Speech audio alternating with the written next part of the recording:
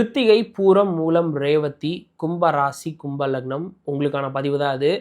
ஏற்கனவே நம்ம அஷ்ட கர்மங்களுக்கும் வாழ்வியல் பரிகாரங்களை நம்ம ஒன் பை ஒன்னாக அப்டேட் பண்ணிக்கிட்டே வரோம்.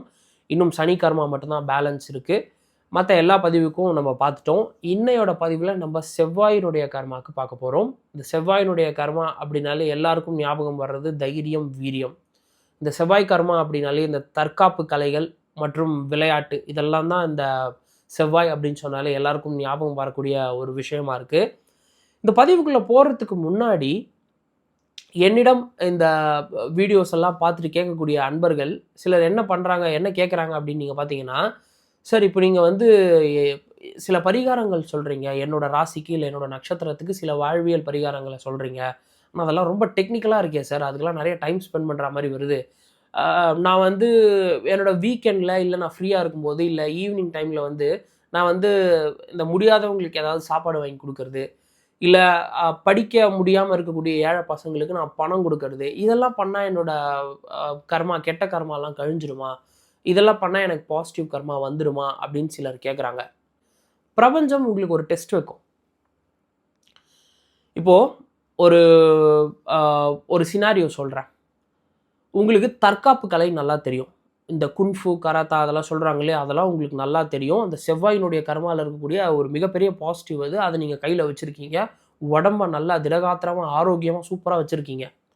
உங்களை யாராவது ஒருத்தர் இரிட்டேட் பண்ணுறாங்க, இல்லை உங்களை யாராவது என்ன சொல்கிறது, அவமானப்படுத்துகிறாங்க, அசிங்கப்படுத்துகிறாங்க, இல்லை திட்டுறாங்க, உங்களை காயப்படுத்துகிறாங்கன்னு வச்சுப்போமே.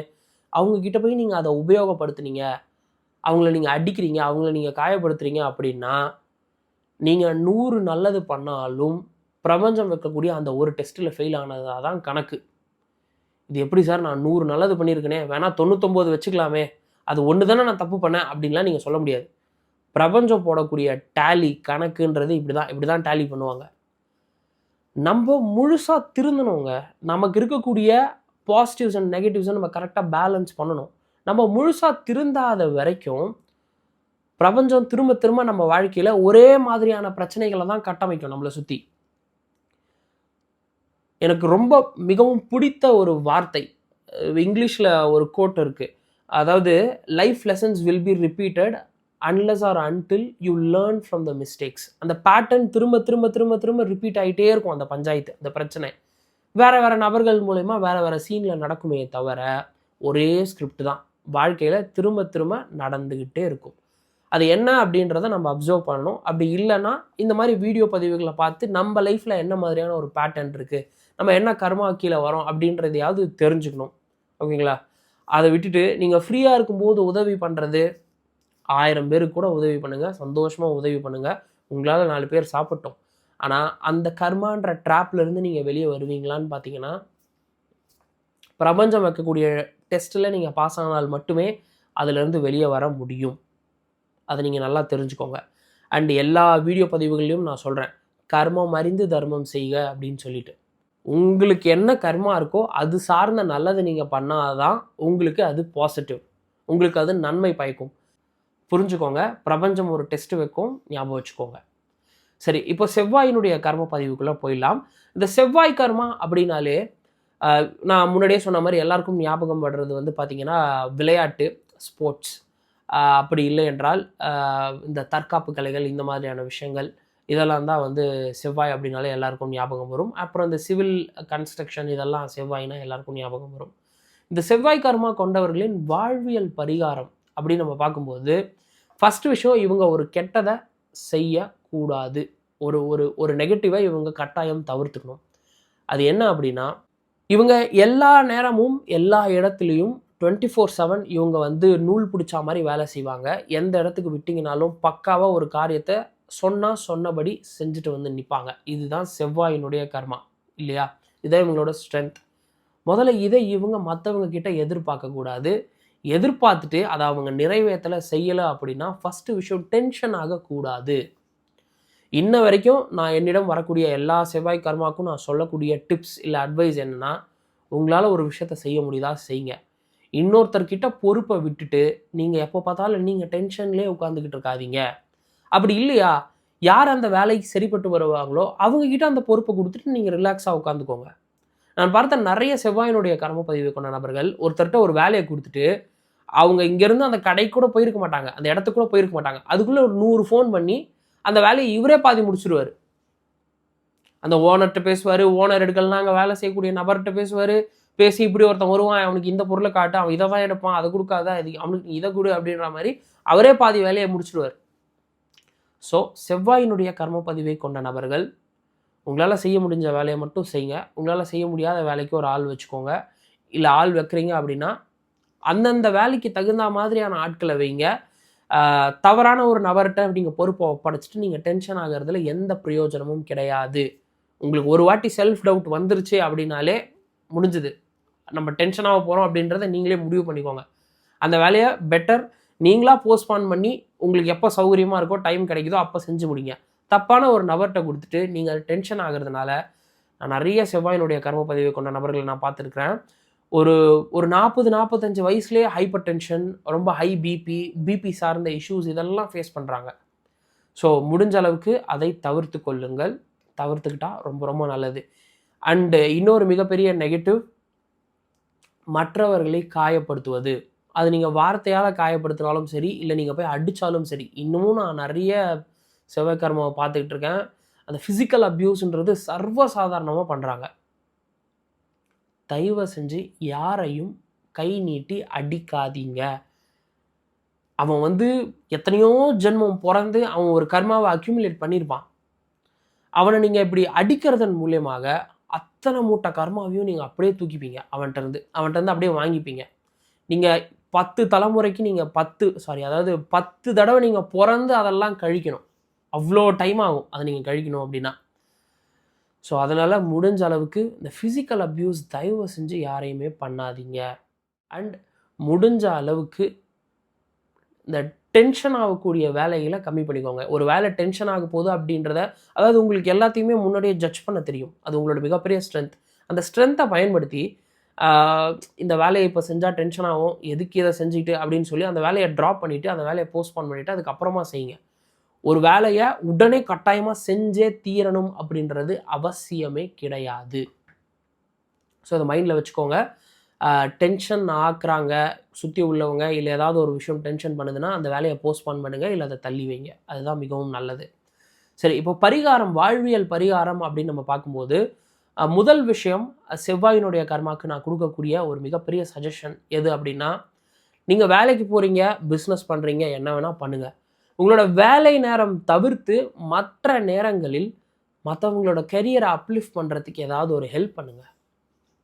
சும்மா நாம்காவாசிக்கு செய்யக்கூடாது. உண்மையாலே உணர்வு பூர்வமாக அதை செய்யணும். மற்றவர்களோட கெரியரை முன்னேற்றுவதற்கு, அவங்களோட கெரியரில் அவங்க அடுத்தடுத்த லெவல் போகிறதுக்கு அவங்களுக்கு என்ன ஹெல்ப் பண்ண முடியுமோ அதை தயவு செஞ்சு பண்ணுங்கள்.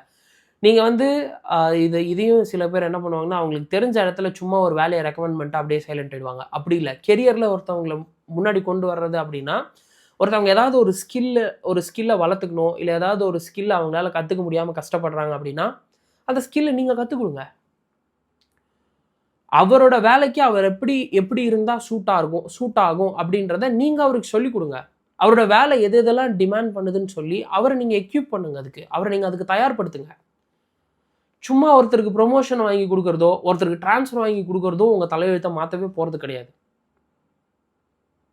அதுவும் ஒரு உதவி தான், இல்லைன்னு சொல்ல. ஆனால் அவங்களோட கெரியரில் அவங்கள நீங்கள் அடுத்த லெவல் புஷ் பண்ணுறீங்க, இல்லை அவங்க அடுத்த லெவல் போகிறதுக்கு நீங்கள் நிறைய எஃபர்ட் போடுறீங்க, உடல் உழைப்போ இல்லை மூளை சம்மந்தப்பட்ட உழைப்போ நீங்கள் பண்ணுறீங்க அப்படின்னா அது கொடுக்கக்கூடிய ரிசல்ட், அது உங்களுக்கு கொடுக்கக்கூடிய நன்மைன்றது நீங்கள் நினச்சி கூட பார்க்க முடியாத ஒரு விஷயமா இருக்கும். அண்டு இந்த நிறைய செவ்வாயினுடைய கர்மாவை நீங்கள் பார்த்துருப்பீங்க. சட்டுன்னு வேலையை விடுவாங்க. அதில் எல்லாருக்குமே டக்குன்னு வேலை கிடைக்காது.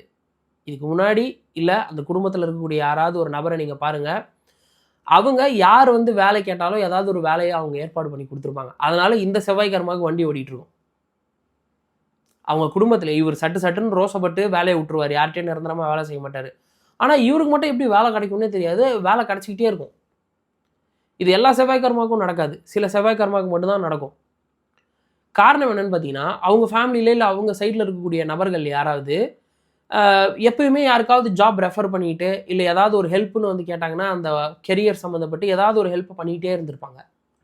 ஸோ அதனால் இந்த கெரியர் சார்ந்த ஹெல்ப்பை மற்றவங்களுக்கு பண்ணுங்கள். அவங்கள நீங்கள் கெரியரில் நீங்கள் அப்லிஃப்ட் பண்ணுறீங்க அப்படின்ற பட்சத்தில் அது உங்களுக்கு மிகப்பெரிய புண்ணியத்தை தரும். அடுத்து செவ்வாய் கர்மா அப்படின்னா இந்த பார்ட்னர்ஷிப். நீங்கள் டைரெக்டாக யாரு கூடயும் பார்ட்னர்ஷிப் போயிடாதீங்க.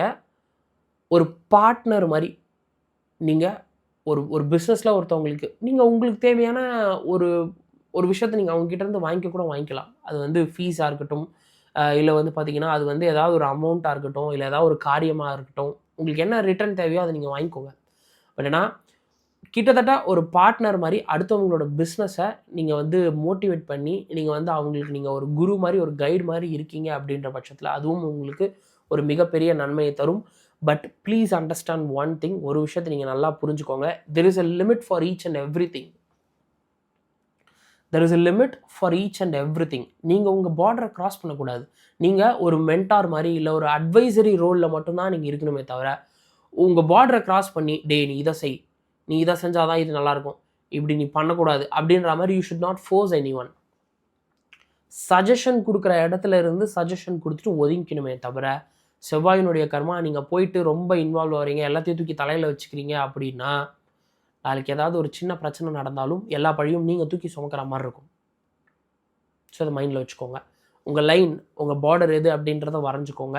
மற்றவங்களோட கெரியருக்கு ஹெல்ப் பண்ணாலும் அது வந்து ஒரு அட்வைசரி ரோல், ஒரு மென்டார் மாதிரி இருக்கணுமே தவிர நீங்கள் போய் உட்கார்ந்து எல்லாத்தையும் அங்கே நிர்வாகம் பண்ணிக்கிட்டு இருக்கக்கூடாது. அது உங்களுக்கு சூட்டும் ஆகாது. அடுத்து செவ்வாய் அப்படின்னாலே ஒரு சகோதரன் அப்படின்னு வச்சுக்கலாம். சரிங்களா? ஆணுக்காக இருக்கட்டும், பெண்ணுக்காக இருக்கட்டும், ஒரு பிரதர் ரோல். நீங்கள் ஆணாருங்க பெண்ணாருங்க, ஒரு சிஸ்டர் ரோல் இல்லை ஒரு பிரதர் ரோல் அப்படின்றத பண்ணுங்க. அதிலும் குறிப்பாக உங்களுக்கு கீழே இருக்கிறவங்கள தூக்கி விட பாருங்க. நிறைய செவ்வாயினுடைய கர்மாவை நீங்கள் நல்லா நோட்டீஸ் பண்ணி பார்த்தீங்கன்னா அவங்க கூட ஃப்ரெண்டாக இருக்கிறவங்க எல்லாமே சின்ன சின்ன பையனாக இருப்பான். இவர் பயங்கர மெச்சூர்டாக, பயங்கர நாலேஜபிளாக, நல்ல டேலண்ட்டாக இருப்பார்.